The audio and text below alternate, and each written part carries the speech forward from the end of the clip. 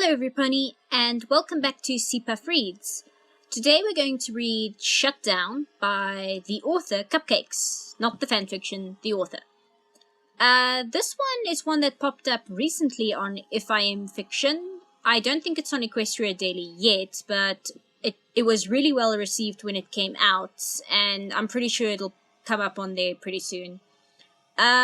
I'm going to try and get the hum from my computer down a little bit. Sorry about that last time. I'm completely new to recording all of this. Anyway, I don't really have much to say, so... Oh, I just want to say, I promise next time I will do a happier fanfiction, because this is once again one of those really sad ones. But next time I promise I'll get a fanfiction that's not as depressing. Anyway, I don't want to take up too much time, so this is Shutdown by the author Cupcakes. Enjoy.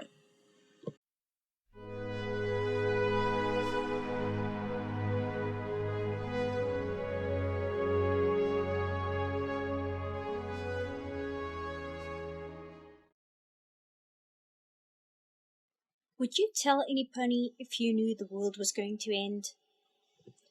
Twilight Sparkle paused in the middle of raising a steaming cup of cocoa to her lips and stared at Carrot Top. The world? Going to end?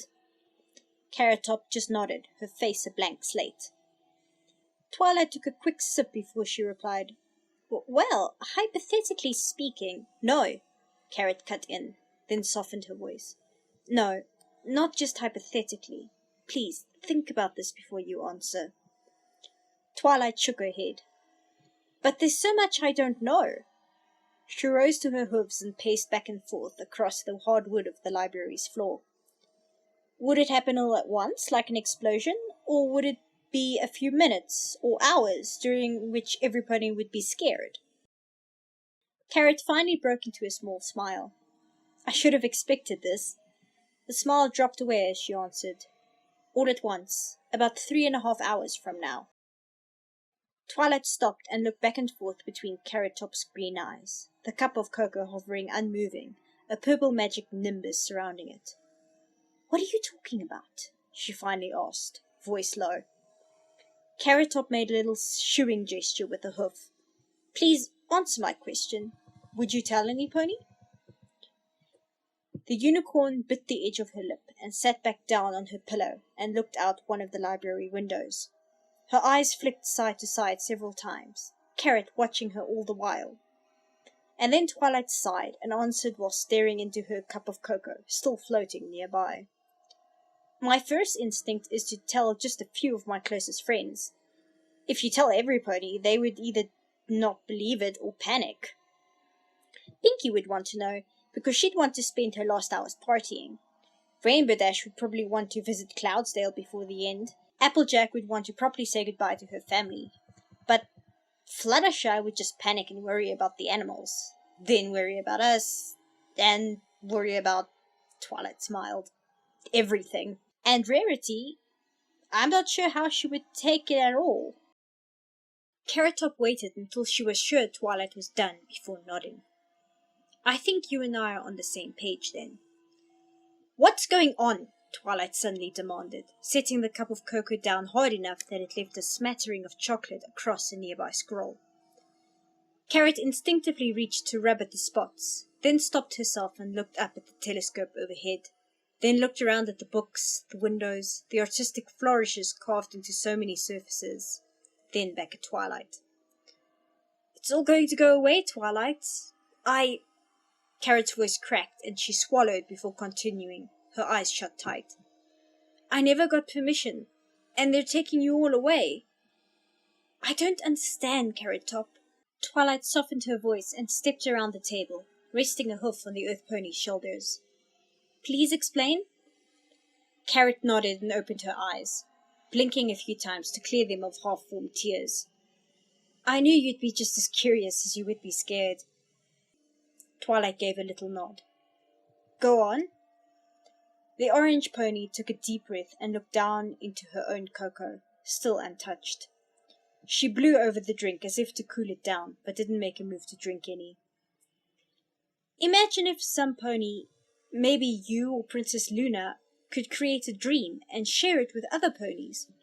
One pony or a group of them would decide the parameters, what is in the dream, who is there, the rules of the universe, all that stuff, and every pony else would just be visitors to enjoy the dream together. Twilight took Carrot's request to heart and thought for almost 10 seconds before answering. Okay, that would be very powerful, difficult magic, but I bet someday we could do it. The unicorn looked off to the side, eyes going out of focus. Some pony would have to dedicate a lot of energy and effort to keep it going when no one is visiting. Or you would need a way to store it. Carrot smiled wider and nudged Twilight's shoulder with her nose. Stay with me here. Twilight snorted at herself and nodded. Okay, go on. Carrot opened her mouth, then closed it. She glanced at her cocoa, then finally took a sip off the rim. She paused, then took a bigger drink, a little shiver going through her body. She took a long preparatory breath, then finally said, In my world, we do have that capability, and this is all a dream. The Earth Pony looked into Twilight's eyes again, searching, so to speak. The unicorn's mouth opened, but she didn't speak for a few moments. In the end, she smiled and reached out to pat Carrot on the shoulder.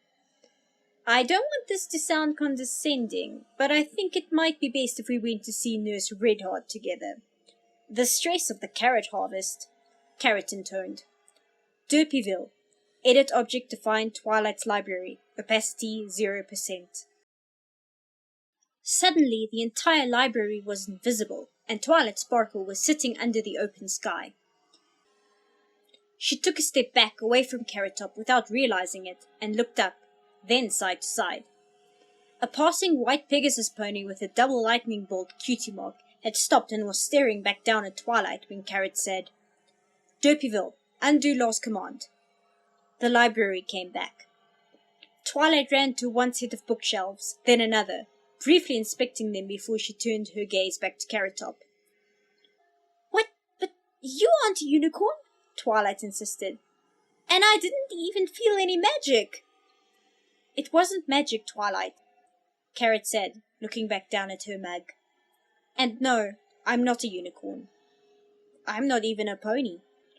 What do you mean? Of course you're a pony, Twilight said, pointing a hoof at the Earth Pony. Carrot shook her head. This is what I wanted to look like here, just like Lyra and Bonbon and Berry Punch and Octavia. They're all friends of mine from the real... The orange mare cringed. From my world. We each picked a relatively unimportant pony to roleplay as. Unimportant? What do you mean? Every pony is just as important as any pony else. Carrot shook her head again. We weren't before. We chose ponies that don't normally have a role in your escapades, so we could make friends with you from scratch. Even scratch. Twilight dropped back onto her pillow and looked down at the table. So, what you're saying is that this is all a dream? And that some of my friends are your friends from the real world and... She trailed off at that point, eyes widening as she whipped her head up. What does that make me? Carrot closed her eyes. Artificial intelligence.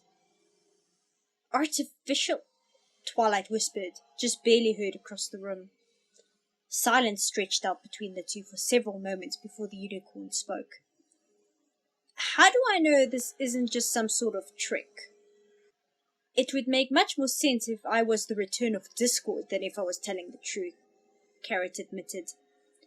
Twilight nodded, looking back up at Carrot Top. Yes, it would, she leaped back to her hooves. So you admit it? I wish I could. Carrot stood up and said, Derpyville, define Group A as objects Twilight Sparkle and Carrot Top. Transport Group A to destination Canterlot Sculpture Garden. After a brief pause, the library disappeared and the two ponies were standing before the statue of Discord outside the great Canterlot hedge maze.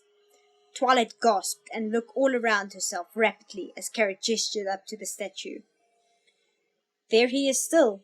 Pete and Mary wanted to redo that episode with us helping to take on Discord, but it got vetoed.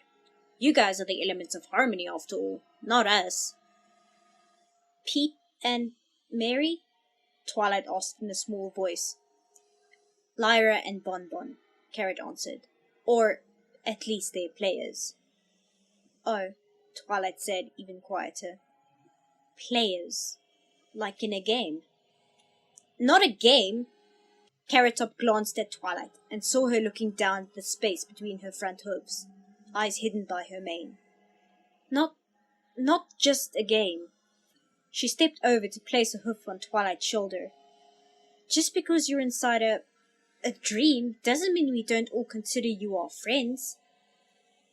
How do I know this isn't just a dream? That I'm going to wake up in 10 seconds and forget about it 10 minutes later?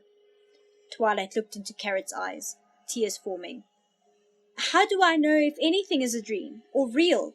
Is anything I know true? Oh, Twilight, I'm so sorry. The Earth Pony stepped closer to pull Twilight into a hug. At first the unicorn resisted, tensing, but then she lightly returned the hug. All the troubles we overcame, Twilight whispered. All the trips we took, all the friends we made, none of it was real? You're real to me, Twilight Sparkle. Just because I can only interact with you here doesn't mean you aren't a whole person. Twilight shook as she squeezed Carrot hard, then dropped to her hindquarters and looked at the statue of Discord. Dampness glimmered on her cheeks. I'm still not sure I really understand. I know. I'm sorry. Maybe I should... Carrot stared up at the perfectly fluffy white cloud. Should what? Twilight asked without turning away from the statue. Carrot shook her head and placed her hoof on Twilight's shoulder again. So, I'm guessing you want to know more, huh? Yes, please, Twilight replied, looking into Carrot Top's eyes. Help me to understand all of this. I'll do my best.